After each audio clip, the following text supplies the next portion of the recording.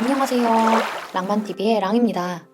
오늘은 교사가 되는 길에 대해서 이야기를 해보려고 합니다.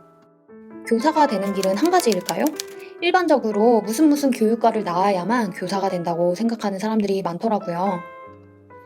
하지만 교사가 되는 길은 여러 가지다라고 이야기할 수 있습니다. 교사가 되고 싶은데 무슨 교육과를 못 나와서 사범대를 못 들어가서 좌절하신 분들 있으시죠? 그런 분들이 주목하시면 좋을 것 같아요. 교사, 즉 학교에서 일하는 선생님이 어떻게 되느냐에 대해서 나누고 싶은데요. 학교 선생님이 되고 싶으신 분들은 학생의 성장을 돕고 싶으신 분들이시겠죠? 그런 분들이 꼭 학교 선생님을 하셨으면 좋겠습니다. 학교 선생이라고 이렇게 타이핑을 치는데 저는 학교 전쟁으로 보이더라고요. 요즘 코로나로 인해 학교는 거의 전쟁입니다.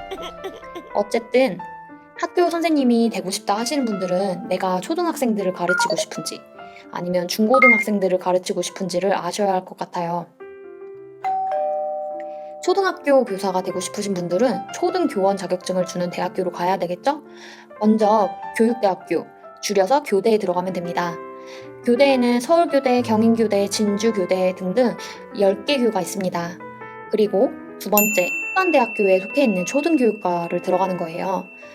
우리나라에는 교원대학교, 이화여대, 제주대학교에 초등교육과가 있다고 합니다. 나는 중고등학생들을 가르치고 싶어 하시는 분들은 중등교원 자격증을 주는 대학교로 가야 되겠죠? 일반적으로 무슨 교육과가 있는 사범대나 일반 대학교로 들어가시면 됩니다.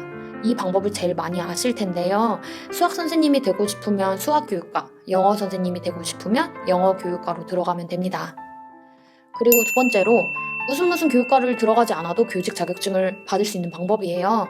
사범계 계열학과인 교육학과, 교육심리학과, 교육공학과도 교직 자격증이 나오는 곳입니다. 이런 학과들은 일반적으로 1학년 때 전공 과목 위주로 교육학에 대해서 듣고요. 그 다음에 2학년 때 어떤 학과를 복수 전공으로 선택할 수 있는 기회를 줘요. 만약에 내가 영어 교원 자격증을 얻고 싶어요 하시면 1학년 때 열심히 성적을 잘 받고 나서 2학년 때 영어학과나 영어 영문학과라든지 복수 전공을 하시면 영어 교원 자격증을 받게 됩니다. 그런데 참고로 1학년 때 공부를 잘 못했어. 그래서 학점이 별로 좋지 않으면 자신이 원하는 학과로 복수 전공을 못할 수도 있습니다. 그래서 1학년 때 좀 열심히 공부를 하셔야 돼요. 네, 세 번째는 그냥 일반 학과에 들어가는 건데요. 만약 일반 학과에 교직 이수가 가능하다면 교원 자격증이 나와요. 예를 들면 내가 수학 선생님이 되고 싶어요. 그러면은 수학학과에 들어가셔서 1, 2등을 하셔야 교직 이수를 할 수 있는 기회가 주어집니다. 그런데 그냥 일반 학과라도 교직 이수가 가능하지 않으면 교원 자격증이 나오지 않는다는 거 아시면 좋을 것 같아요. 첫 번째, 두 번째, 세 번째 모두 경쟁이 치열한 것 같은데 그러면 나는 교사가 될 수 없나요? 하실 수 있는데 아닙니다.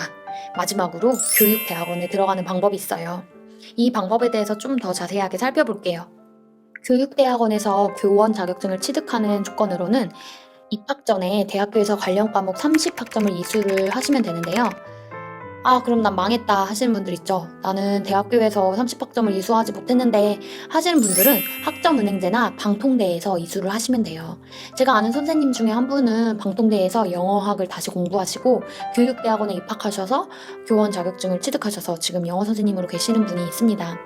학점은행제나 방송통신대학교에서 자기가 원하는 그 과목에 과가 있으면 가능합니다. 관련 학과 30학점에 대한 그 과목은 아무 교육대학원 홈페이지에 들어가셔서 참고하시면 될 것 같아요. 네, 간단하게 말했지만 어쨌든 교원 자격증을 취득하는 방법이 쉽지는 않을 것 같아요. 그렇게 해서 얻은 교원 자격증을 가지고 졸업과 동시에 학교로 발령이 나면 얼마나 좋을까요? 하지만 또 한 가지 관문이 남았습니다. 바로 임용시험인데요. 임용시험을 보고 합격해야 정교사가 될 수 있어요. 임용시험이 어려워서 임용고시라고 불릴 만큼 제 주변에는 거의 몇 년을 투자하시더라고요. 좌절입니다. 그러면 임용시험을 못 보면 교사가 될 수 없나요? 임용시험에 못 붙어도 학생들을 가르치는 학교 교사로 일을 할 수 있어요.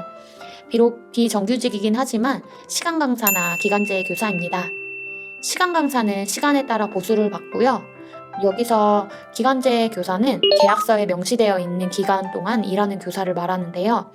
휴직하신 분들 대신에 아니면 정원 외로 TO가 생겨서 생기는 자리예요. 급여나 복무는 정교사와 거의 동일하다고 보시면 돼요. 호봉도 근무 연수에 따라 올라가요. 와우. 그리고 1년 이상 근무 시에는 퇴직금을 받습니다. 계약 만료 시에는 실업급여 대상이라 1년하고 실업급여를 받으실 수 있습니다. 근무를 원하지 않으면 자유롭게 선택이 가능한데요. 이 말은 임용을 본 정규교사들은 휴직을 하고 싶다 하면은 나 요번에 쉬어야지 하고 자유롭게 휴직을 쓸 수 있는 게 아니라 육아휴직이라든지 큰 병에 걸렸을 경우 아니면 사유가 있을 경우에만 쓸 수 있거든요. 하지만 기간제 교사들은 그냥 정해진 기간 동안 일하고 난 다음에 계약이 만료된 후에 쉬고 싶다 하면 일자리를 구하지 않고 얼마든지 자신의 스케줄을 선택할 수 있는 게 장점이 될 수도 있을 것 같아요. 하지만 이러한 장점에도 불구하고 계약의 불안정성이라는 아주 큰 단점이 있습니다. 특히 12월 달이 시작되면 불안했던 것 같아요. 저도 예전에 기간제 교사로 근무를 한 적이 있었는데요. 학교에서는 내가 있는 자리에 대해서 확실하게 이야기해주는 경우가 많지 않거든요. 그래서 나는 어디로 가야 되지? 어디로 가서 일을 해야 하지? 여러 가지 고민이 막 들고 휴직한 선생님이 다시 복귀한다는 소식이 들려오면 철새처럼 다른 학교로 이동해야 하는 그런 단점이 있습니다.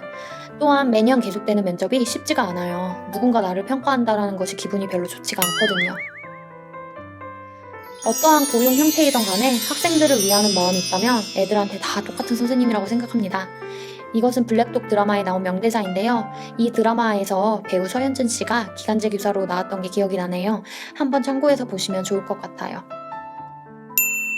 학교 선생님이 되시려는 분들, 다시 한번 강조하지만 학생의 성장을 도우시려는 그런 사명을 가지신 분들이겠죠? 이런 분들이 꼭 학교 선생님이 되셔서 학교에서 뵀으면 좋겠습니다. 다음 시간에는 전문 상담교사가 어떻게 되는지에 대해서 설명하도록 할게요. 지금까지 랑만TV의 랑이었습니다. 감사합니다.